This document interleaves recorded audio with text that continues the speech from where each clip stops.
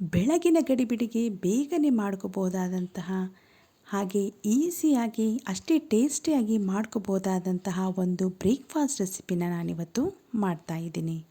ನಾವು ಮಾಡೋ ರೆಸಿಪೀಸ್ ನಿಮಗೆ ಇಷ್ಟ ಆದರೆ ಪ್ಲೀಸ್ ಲೈಕ್ ಮಾಡಿ, ಹಾಗೆ ನಮ್ಮ ಚಾನಲ್ಗೆ ಸಬ್ಸ್ಕ್ರೈಬ್ ಮಾಡಿ. ಎಲ್ಲರಿಗೂ ನಮಸ್ಕಾರ. ವೆಲ್ಕಮ್ ಟು ಪೋವಿಸ್ ವ್ಲಾಗ್ಸ್. ಇವತ್ತು ನಾನು ಮಾಡ್ತಾ ಇರುವಂಥ ರೆಸಿಪಿ ಬೇಸನ್ ಚಿಲ್ಲ ಅಥವಾ ಗ್ರಾಮ್ ಫ್ಲೋರ್ ದೋಸೆ ಅಂತಲೂ ಹೇಳ್ತಾರೆ. ಇದನ್ನು ಮಾಡೋದಕ್ಕೆ ನಾನಿಲ್ಲಿ ಒಂದು ಪಾತ್ರೆಗೆ 1 ಕಪ್ನಷ್ಟು ಬೇಸನ್ ಹಿಟ್ಟನ್ನು ತಗೊಂಡಿದ್ದೀನಿ. ಇದಕ್ಕೆ 2 ಟೇಬಲ್ ಸ್ಪೂನಷ್ಟು ರವೆಯನ್ನು ಹಾಕೋತಾ ಇದ್ದೀನಿ. ಇದಕ್ಕೆ ನೀವು ಬಾಂಬೆ ರವೆ ಅಥವಾ ಚಿರೋಟಿ ರವೆಯನ್ನಾದರೂ ಯೂಸ್ ಮಾಡಬಹುದು.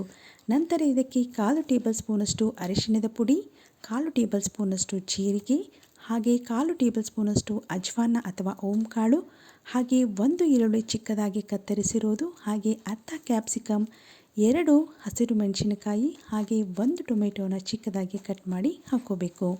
ನಂತರ ಇದಕ್ಕೆ ಸ್ವಲ್ಪ ಕೊತ್ತಂಬರಿ ಸೊಪ್ಪನ್ನು ಹಾಕಿ, ರುಚಿಗೆ ತಕ್ಕಷ್ಟು ಉಪ್ಪನ್ನು ಹಾಕಿ, ಸ್ವಲ್ಪ ನೀರನ್ನು ಹಾಕಿ ಇದನ್ನು ಚೆನ್ನಾಗಿ ಮಿಕ್ಸ್ ಮಾಡ್ಕೋಬೇಕಾಗತ್ತೆ. ಹೀಗೆ ಸ್ವಲ್ಪನೇ ನೀರನ್ನು ಇದಕ್ಕೆ ಸೇರಿಸ್ಕೊಳ್ತಾ ಇದನ್ನು ದೋಸೆ ಹಿಟ್ಟಿನ ಹದಕ್ಕೆ ನಾವು ಮಾಡ್ಕೋಬೇಕು. ನೀವಿದಕ್ಕೆ ನಿಮಗೆ ಇಷ್ಟವಾದಂತಹ ಯಾವುದೇ ತರಕಾರಿಗಳನ್ನು ಬೇಕಾದರೂ ನೀವು ಸೇರಿಸ್ಕೋಬೋದು. ಇವಾಗ ಇದು ದೋಸೆ ಹಿಟ್ಟಿನ ಹದಕ್ಕೆ ರೆಡಿಯಾಗಿದೆ. ಈ ರೀತಿಯಾಗಿ ಇದು ಚೆನ್ನಾಗಿ ಕಲಸಿದ ಮೇಲೆ ಒಂದು ಫ್ರೈಯಿಂಗ್ ಪ್ಯಾನ್ಗೆ ಅಥವಾ ದೋಸೆ ತವಕ್ಕೆ ಸ್ವಲ್ಪ ಎಣ್ಣೆಯನ್ನು ಹಾಕಿ ಅದನ್ನು ಚೆನ್ನಾಗಿ ಸ್ಪ್ರೆಡ್ ಮಾಡ್ಕೋಬೇಕು. ನಂತರ ನಾವು ಮಾಡಿಟ್ಟುಕೊಂಡಿರುವಂತಹ ಹಿಟ್ಟನ್ನು ಇದರ ಮೇಲೆ ಹಾಕಿ ಅದನ್ನು ಚೆನ್ನಾಗಿ ಸ್ಪ್ರೆಡ್ ಮಾಡ್ಕೋಬೇಕಾಗತ್ತೆ. ತುಂಬ ದಪ್ಪವಾಗಿಯೂ ಅಲ್ಲ, ಹಾಗೆ ತುಂಬ ತೆಳುವಾಗಿಯೂ ಅಲ್ಲ, ಮೀಡಿಯಮ್ ಥಿಕ್ನೆಸ್ಸಲ್ಲಿ ಇದನ್ನು ಹಾಕೋಬೇಕು. ಈ ರೀತಿಯಾಗಿ ಇದನ್ನು ಹಾಕಿಕೊಂಡು ಇದರ ಮೇಲ್ಗಡೆ 1 ಟೇಬಲ್ ಸ್ಪೂನಷ್ಟು ಎಣ್ಣೆಯನ್ನು ಹಾಕೋಬೇಕಾಗತ್ತೆ. ಹೀಗೆ ಇದನ್ನು ಲೋ ಫ್ಲೇಮಲ್ಲಿ 3ರಿಂದ 4 ನಿಮಿಷ ಚೆನ್ನಾಗಿ ಬೇಯಿಸಿ, ಹಾಗೆ ಇದನ್ನು ನಿಧಾನವಾಗಿ ಈ ರೀತಿಯಾಗಿ ಫ್ಲಿಪ್ ಮಾಡಿ ಇನ್ನೊಂದು ಸೈಡ್ ಕೂಡ ಚೆನ್ನಾಗಿ ಬೇಯಿಸ್ಕೋಬೇಕು. ಈ ರೀತಿಯಾಗಿ ಫ್ಲಿಪ್ ಮಾಡಿದ ಮೇಲೆ ನೀವು ಇದನ್ನು ಮೀಡಿಯಮ್ ಫ್ಲೇಮಲ್ಲಿ ಕೂಡ ಇಟ್ಕೊಂಡು ಬೇಯಿಸ್ಕೋಬೋದು. ಆವಾಗ ಇದು ಬೇಗನೆ ಬೇಯುತ್ತೆ. ಆದರೆ ಮೊದಲಿಗೆ ಮಾತ್ರ ನೀವು ಇದನ್ನು ಲೋ ಫ್ಲೇಮಲ್ಲಿ ಇಟ್ಕೊಂಡೇ ಚೆನ್ನಾಗಿ ಬೇಯಿಸ್ಕೋಬೇಕು. ಈ ರೀತಿಯಾಗಿ ಎಲ್ಲವನ್ನು ಮಾಡ್ಕೋಬೇಕಾಗತ್ತೆ. ನಾವಿಲ್ಲಿ ರವೆಯನ್ನು ಹಾಕಿರೋದ್ರಿಂದ ಸ್ವಲ್ಪ ಕ್ರಿಸ್ಪಿಯಾಗಿ ಬರುತ್ತೆ, ಹಾಗೆ ರುಚಿ ಕೂಡ ಅಷ್ಟೇ ಚೆನ್ನಾಗಿರುತ್ತೆ. ಇದೇ ರೀತಿ ಇನ್ನೊಂದನ್ನು ಕೂಡ ಮಾಡ್ಕೋತಾ ಇದ್ದೀನಿ.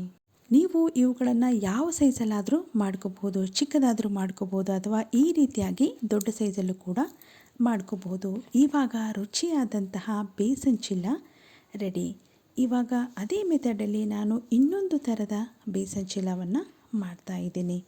ಸೇಮ್ ಪ್ರೊಸೀಜರಲ್ಲಿ ಇದಕ್ಕೂ ಕೂಡ 1 ಕಪ್ ಬೇಸನ್ ಹಿಟ್ಟು, ಹಾಗೆ 2 ಟೇಬಲ್ ಸ್ಪೂನಷ್ಟು ರವೆ, 1/4 ಟೇಬಲ್ ಸ್ಪೂನಷ್ಟು ಅರಿಶಿಣ ಹಾಗೂ ಜೀರಿಗೆ, ಹಾಗೆ 1/4 ಟೇಬಲ್ ಸ್ಪೂನಷ್ಟು ಅಜ್ವಾನ, ಹಾಗೆ 1 ಈರುಳ್ಳಿ, ಅರ್ಧ ಕ್ಯಾಪ್ಸಿಕಮ್, ಹಾಗೆ 2 ಹಸಿರು ಮೆಣಸಿನಕಾಯಿ ಮತ್ತು 1 ಟೊಮ್ಯಾಟೊ, ಸ್ವಲ್ಪ ಕೊತ್ತಂಬರಿ ಸೊಪ್ಪು, ಹಾಗೆ ನಾನಿಲ್ಲಿ ಅರ್ಧ ತುರಿದಿರುವಂತಹ ಬೀಟ್ರೂಟನ್ನು ಸೇರಿಸ್ಕೋತಾ ಇದ್ದೀನಿ. ನಂತರ ಇದಕ್ಕೆ ರುಚಿಗೆ ತಕ್ಕಷ್ಟು ಉಪ್ಪು ಮತ್ತು ನೀರನ್ನು ಸೇರಿಸ್ಕೊಂಡು ಚೆನ್ನಾಗಿ ಕಲಿಸ್ಕೊಂಡು ಇದನ್ನು ಕೂಡ ದೋಸೆ ಹಿಟ್ಟಿನ ಹದಕ್ಕೆ ಚೆನ್ನಾಗಿ ಮಿಕ್ಸ್ ಮಾಡ್ಕೋಬೇಕಾಗತ್ತೆ. ಈ ರೀತಿಯಾಗಿ ಬೇರೆ ಬೇರೆ ಕಲರ್ಸ್ಗಳಲ್ಲಿ ನೀವು ಮಾಡಿಕೊಟ್ರೆ ಮಕ್ಕಳು ತುಂಬಾ ಇಷ್ಟಪಟ್ಟು ತಿಂತಾರೆ. ಇದನ್ನು ಕೂಡ ನಾವು ಮೊದಲಿನ ಥರನೇ ಹಾಗೆ ಮಾಡ್ಕೋಬೇಕಾಗತ್ತೆ. ಈ ರೀತಿಯಾಗಿ ಎಣ್ಣೆಯನ್ನು ಹಾಕಿ ನಾವು ಮಾಡಿಕೊಂಡಿರುವಂತಹ ಹಿಟ್ಟನ್ನು ಈ ರೀತಿ ಚೆನ್ನಾಗಿ ಸ್ಪ್ರೆಡ್ ಮಾಡಿಕೊಂಡು ಇದನ್ನು ಕೂಡ ಲೋ ಫ್ಲೇಮಲ್ಲಿ 3ರಿಂದ 4 ನಿಮಿಷ ಚೆನ್ನಾಗಿ ಬೇಯಿಸ್ಕೊಂಡು ನಂತರ ಫ್ಲಿಪ್ ಮಾಡಿ ಅದನ್ನು ಕೂಡ ಚೆನ್ನಾಗಿ ಬೇಯಿಸ್ಕೊಂಡ್ರೆ ಆಯಿತು.